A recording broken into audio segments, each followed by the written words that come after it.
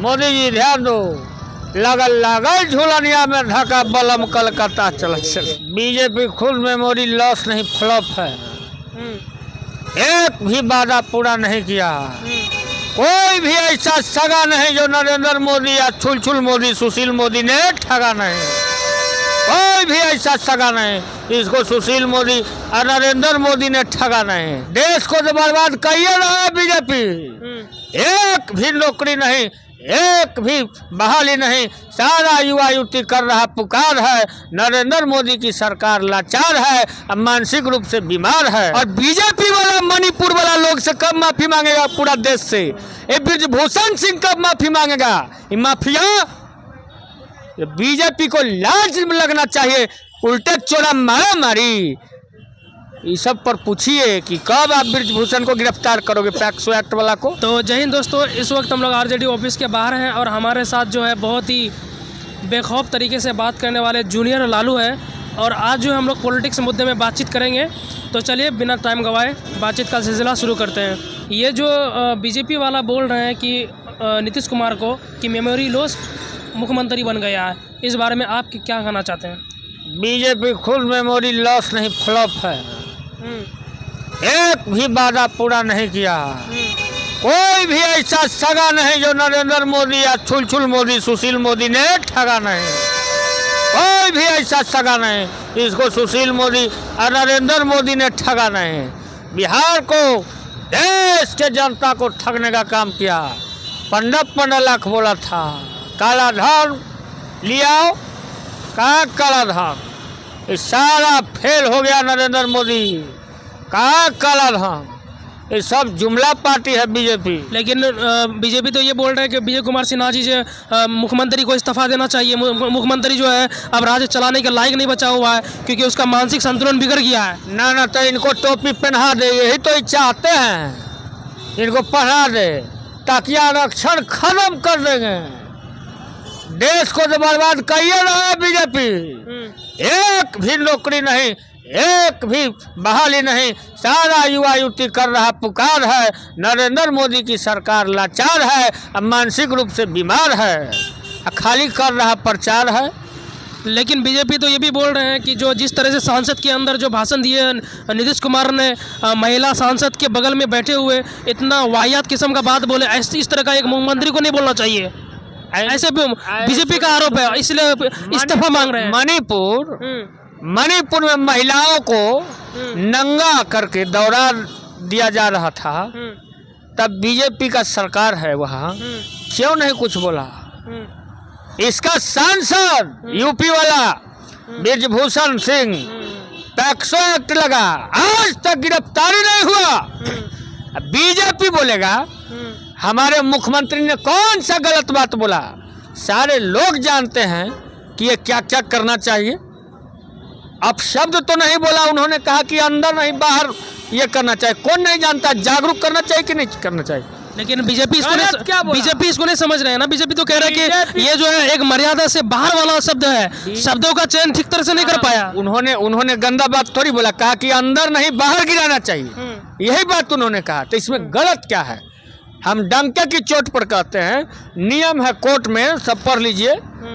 क्या उन्होंने अपशब्द सदन के मर्यादा में उन्होंने बोला है, और उन्होंने माफी भी मांगा कि अगर मैंने हमसे बुला गया है तो मैं अपनी खुद निंदा करता हूं।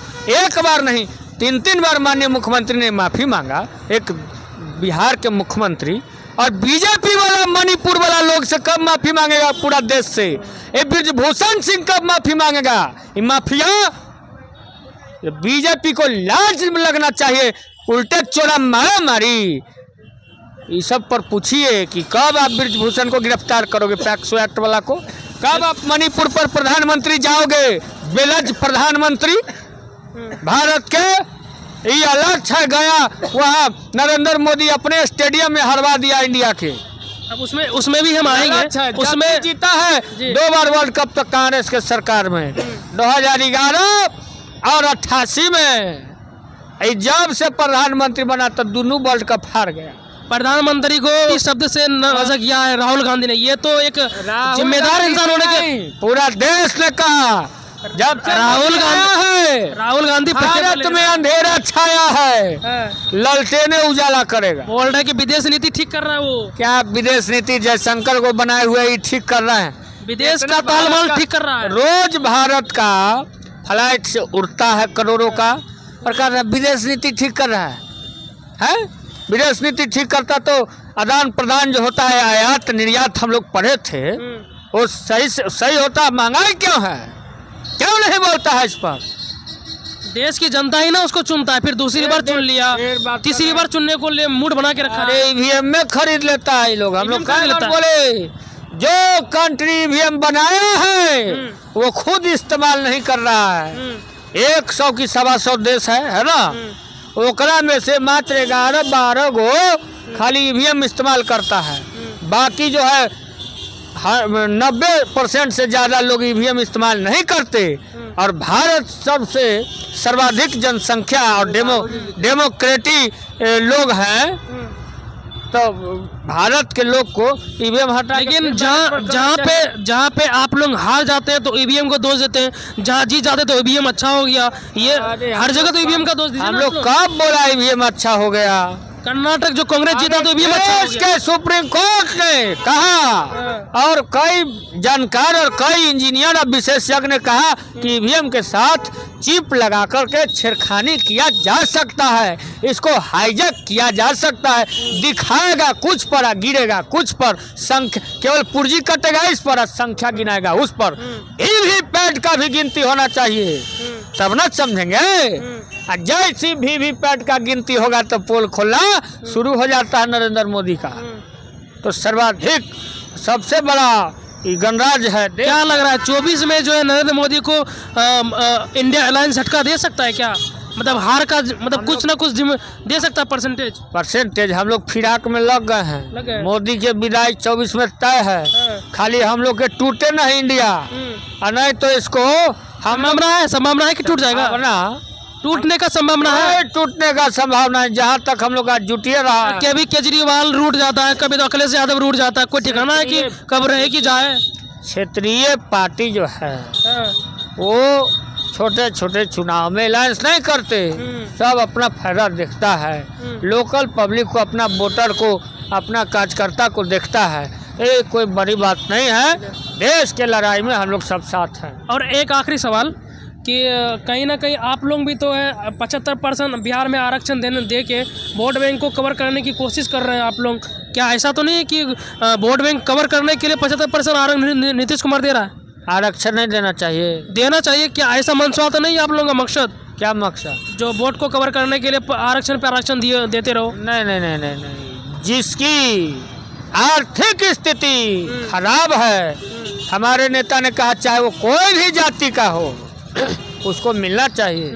गरीब हर एक जाति धर्म में है, और जो विशेष गरीब है हमारे पिछड़ा दलित भाई, उन पर हम लोग का विशेष ध्यान होना चाहिए। बाबा साहब भीमराव अम्बेडकर ने कहा था और संविधान बनाया था कि जय भीम का नारा लगाओ और संविधान बचाओ, देश बच जाएगा। और बाबू जगदेव प्रसाद ने कहा था कि 100 में 90 शोषित है, 90 पर 10 का राज नहीं चलेगा। तो हम लोग इस पर काम करने का काम कर रहे हैं। 10% लोग के पास सारा जमा पूंजी है और 90% लोग भूखा है, इसीलिए हम लोग उसको अन्न देने का काम कर रहे हैं आरक्षण के माध्यम से। लालू जी का एक मिमिक्री कर दीजिए, बलमुआ वाला। हमने कहा पूरे देश में ईट तबला बजता दिन तो एक पर लालू यादव बैठा था 24 में 3। और हमने कहा पूरे देश से मोदी जी ध्यान दो, लगल झूलनिया में ढका बलम कलकत्ता चल। तो ये थे हमारे साथ लालू के आरजेडी से जुड़े हुए जूनियर लालू, इसको बोलते हैं हम लोग। और बहुत अच्छा बेखौफ तरीके से अपनी बातों को रखते हैं, सारे सवालों का जवाब जो बेखौफ तरीके से देते हैं। और आप लोगों को इस सारे मुद्दों में क्या कहना चाहते हैं कमेंट सेक्शन में लिख सकते हैं। अगर चैनल में नहीं है तो प्लीज़ सब्सक्राइब कर लीजिए। तब तक के लिए जय हिंद।